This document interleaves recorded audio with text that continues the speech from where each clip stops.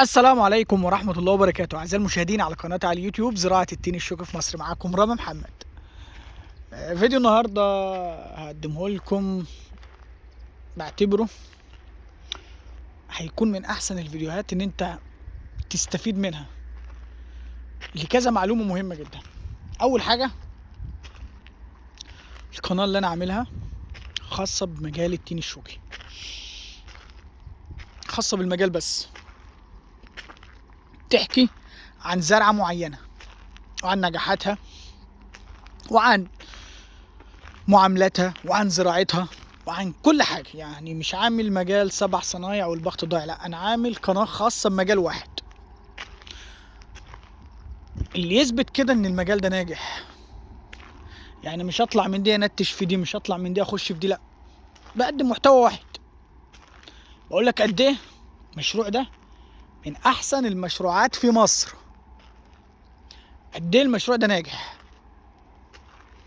تمام، قد ايه بينجح في اي تربه، في اي ارض، في اي مكان. يعني بيجيلي واحد شركات، احنا اسسنا كذا عشان كذا، لان طبعا في مشاكل في البير وفي مشاكل في البير، وتلاقيه طالع من فكره التين الشوكي. ليه؟ هو بيأسس اللي تبع مشتله او اللي تبع انه يعرف يشتغل عليه ويصرف عليه ويكتر مبيدات. دي بعض الشركات، انا بتكلم على الشركات. يعني تلاقي شركه واخده مساحه كبيره ومعاها حوالي من 200 300 فرد، احنا اسسنا كذا، مش عايز اذكر اشجار بقى معينه عشان محدش يقول لك انت بتقول كذا، لا، هقول امثله وخلاص. زرعنا كذا، اوكي. الحته دي يا جماعه، الناس اللي بتأسس مشاريع للناس في الحتة دي بيلعب على وتيرة رهيبة جدا، خد بالك منها، اصل كل ده احنا جربناه، يعني عشان بس بحكي لك على الواقع اللي احنا عشناه. يجي يخش على وتيرة، تبقى تعالى مبيدات، تعالى تسميد، تعالى نظافة حشائش، تعالى تقليم، تعالى، تلاقي بيلعب على وتيرة كلها تكاليف ومصاريف، كلها تكاليف ومصاريف، وعمال يدفع بس.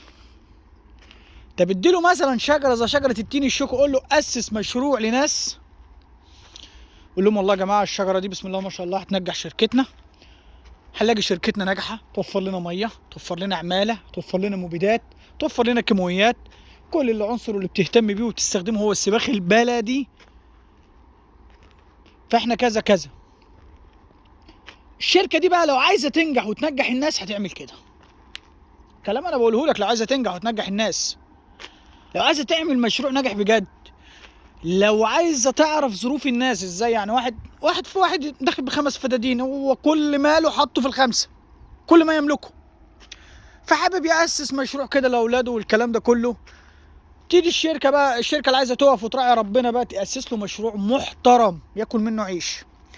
انما بقى شركة مش فارق معاها، يا عم منين ما تنتج الشجرة سهلة، منين ما نبيعه سهلة، المهم نلهفونا 3 4 سنين 5 سنين، وبعد كده منين ما تيجي للمعاد يحلها الف حلاق.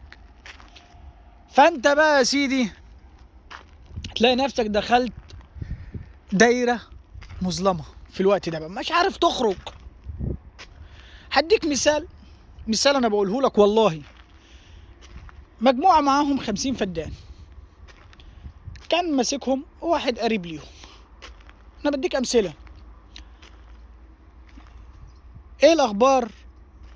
كان الوالد اتوفى والقريب هو اللي مسك المشروع بتاعهم، وزرع من احسن الزراعات في مصر.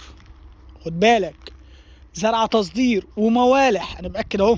خد بالك بقى، شوف الناس اللي عايزه تنجح الناس واللي عايزه تفشل الناس.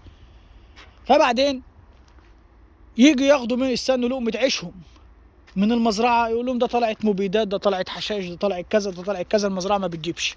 هم غلابه والله، ويمين يحاسبني عليها الله. جمعتنا صدفه، الناس دول اتصلوا عليا في كذا كذا كذا كذا، والله ومزرعتنا جنبك. قلت لهم يا جماعه ما بتاخدوش منها حاجه؟ قالوا ما باخدوش منها حاجه، والله ما بناخده منها. قلت لهم لا، ده كده في حاجه مش مظبوطه.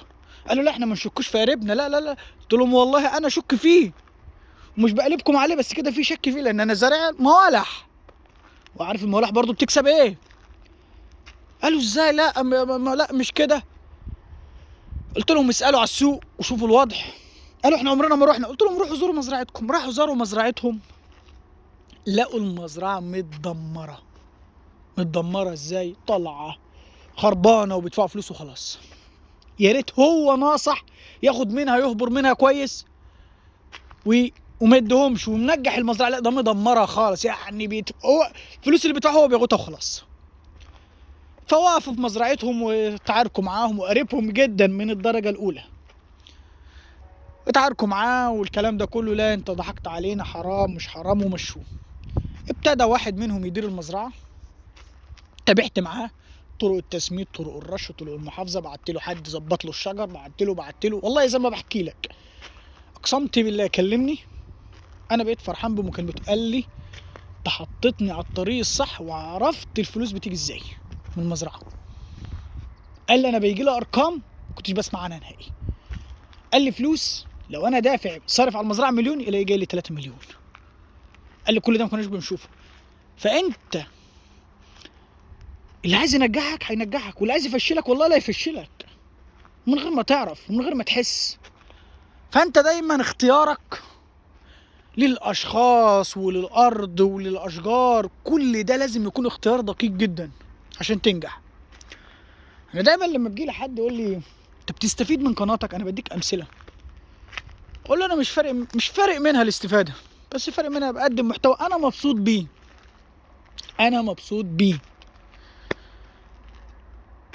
قال لي يا عم طب ما تعمل كده مقدمات وشغل محترم وهات وخبط واعملها وتجري. قلت له يا عم سكتي انا مش بتاعنا الكلام ده. انا بقدم شجره محترمه، زرعه محترمه للناس اللي عايزه تعمل مشاريع، اللي عايزه تاسس مزارع كبيره، اللي عايزه تعمل حاجه، مش الناس اللي عايزه تفضل تصرف وتكلف وفي الاخر ما تلاقيش. لا يا سيدي، انا بقول لك دي شجره تين، شجره جميله، استثمار ناجح، استثمار بسيط. انا عندي موالح وعندي تين شوكي، عندي 30% موالح و70% تين شوكي.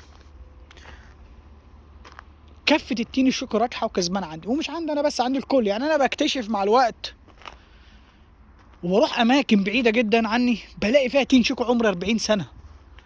لا ده انا مفكر نفسي انا القديم، لا ده في ناس زرع من 40 سنة تين شوكي و50 سنة.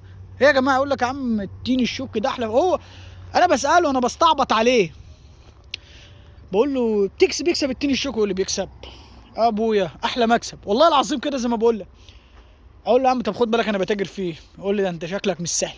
انا بحكي لك امثله بتحصل قدامي. فانا بقول لك الناس اللي بتاخد اراضي وعايزه تشتغل وعايزه تنجح، انت لو قدامك 10 اشخاص في منهم 9 عايزينك تفشل، يعني مش فارق معاهم انت نجاحك، اهم حاجه ياخدوا فلوس.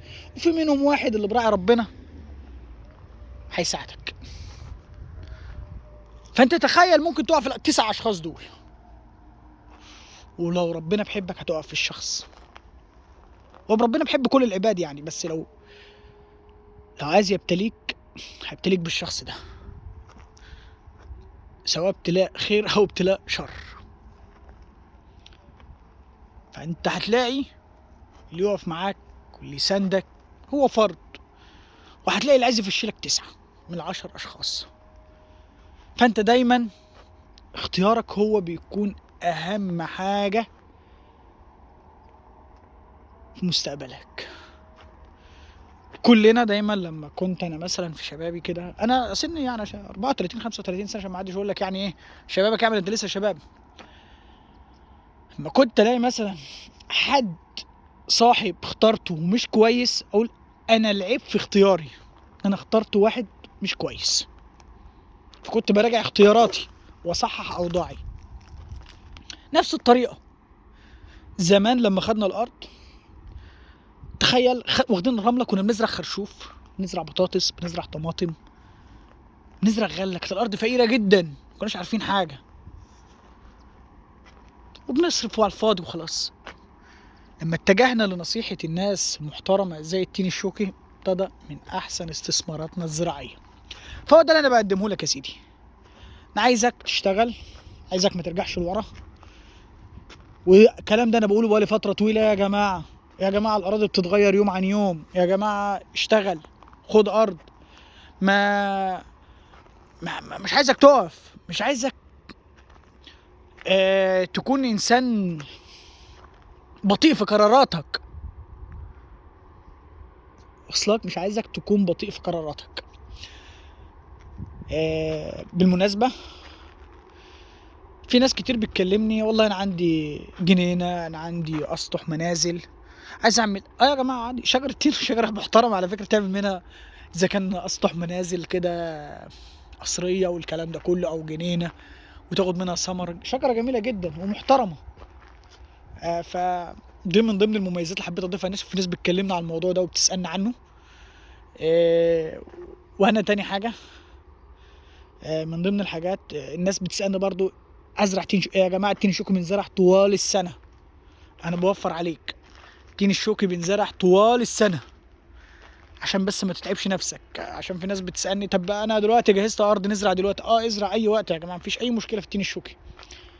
ازرع اي وقت. اي حد بيكلمني بقول له ازرع، انا بزرع في اي وقت لاي حد.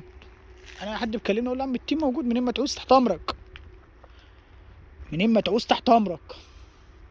عندي بعض المزارع بجددها، مزارع اللي هي قفلت على بعضها ببتدي اجدد فيها واطلع شتلاتها للبيع. طب لو في حاله انا بجدد بالطلب، عارف يعني بالطلب؟ يعني انت عاوز طلب مني اجدد جزء اشيل، ما عوزتش اسيبه يطرح واستفيد منه، انشال السنه الجايه ما عنديش اي مشكله خالص، مش هتفرق معايا في حاجه. انما انت عايزك تستغل الوقت، شبكات الري بتغلى، الارض بتغلى، تكلفه النقل بتغلى، كل حاجه بتغلى. استغل الوقت، ما تقعدش وما تاخرش. ان شاء الله الفيديو ده الناس تستفيد منه، والسلام عليكم ورحمه الله وبركاته.